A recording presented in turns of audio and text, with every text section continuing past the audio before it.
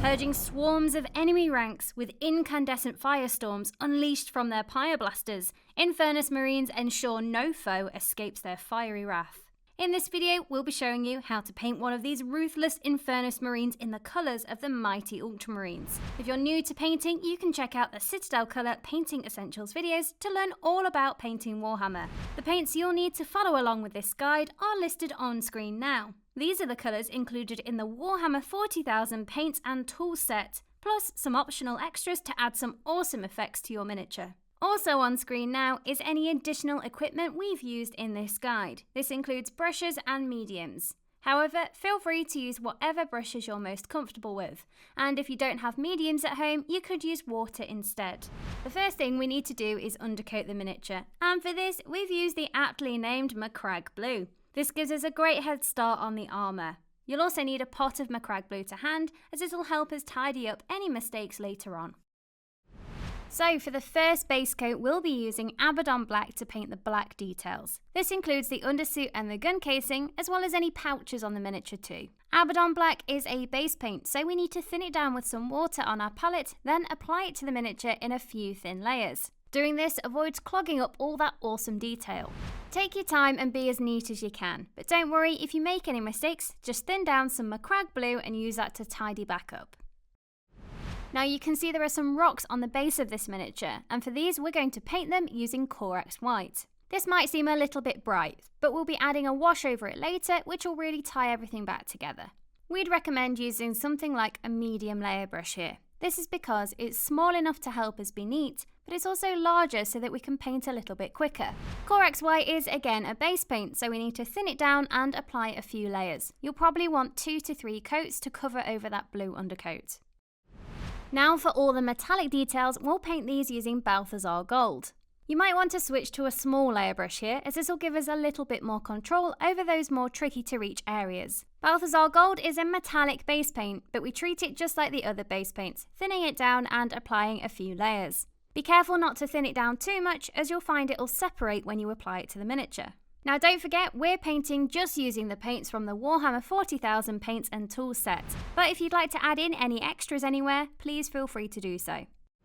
Now with all those details base coated, we can move on to applying a shade, and we'll be applying this over the whole miniature. Just try and avoid the black details where you can. We'll be using Agrax Earthshade with a medium shade brush, and we'll be applying this all over the miniature. When you're applying a shade like this over a large area, it's best to work in small sections. This avoids the paint drying out too quickly, which could create lines on any of the flat surfaces. Apply the paint heavily and neatly, taking care to control any excess pooling. If you find it is pooling in the recesses too much, clean off your brush and use that to soak up the excess. If you've got Lahmian Medium at home, we'd recommend thinning this paint down with 1 part Lahmian Medium to 1 part Agrax Earthshade. This will help it to flow better on the miniature. However, if you don't have mediums, you can always use water instead. And if you don't want to do this, you can absolutely just apply it straight from the pot. Now you could apply your texture paint and consider your Infernus Marine finished to a battle ready standard. It's already looking great, painted with just the paints from the paint and tool set. However, if you'd like to see some easy extra steps to make this miniature stand out on the gaming table, keep watching.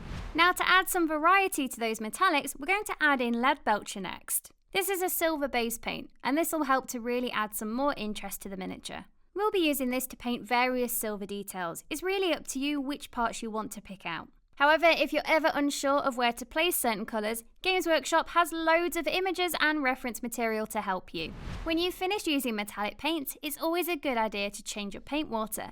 This will stop any of those shiny flakes getting into your non-metallic paints.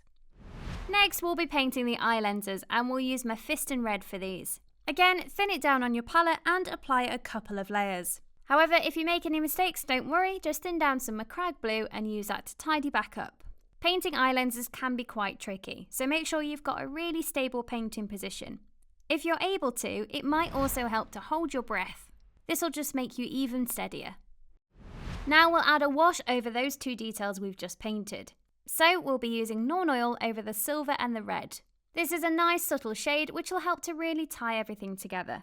Apply this just like the Agrax Earthshade, heavily and neatly, being careful to control any excess pooling. Now we'll be showing you how to add a really easy and awesome looking muzzle burn effect.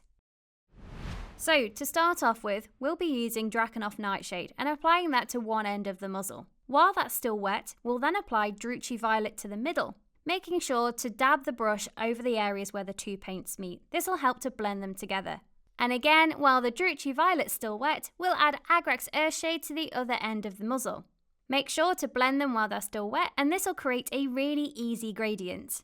Then repeat the process on the other side of the muzzle. And once it's dry, you can make this even brighter by repeating the process and adding a second layer.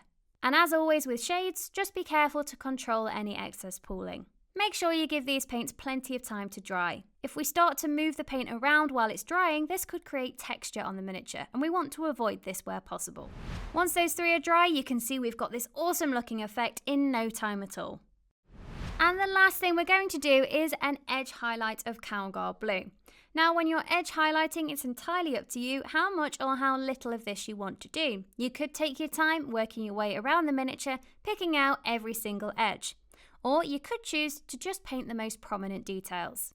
When you're edge highlighting, it's important that we get a good consistency of paint. So make sure you thin it down on your palette. You can test it on your palette to make sure the consistency is what we want. We're looking for the paint to glide effortlessly off the brush. If we thin it down too much, you'll find that it separates on the miniature, and we want to avoid this. Once you're happy with the paint consistency, you can then load up your brush, but be careful not to overload it. Then use the edge of your brush and run that along the hard armour panel lines. Doing this will create a quick and easy highlight, and it will be really crisp too. Don't be scared to move the miniature around as much as you need to, whatever gets you the best angle for that highlight. And as always, don't worry, mistakes can always be tidied up. So just take your time and be as neat as you can.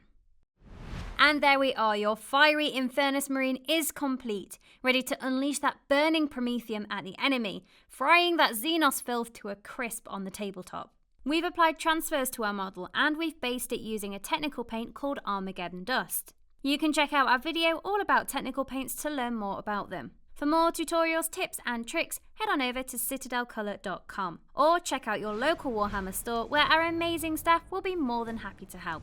Well, we hope you've enjoyed the video and we'll see you next time. Bye!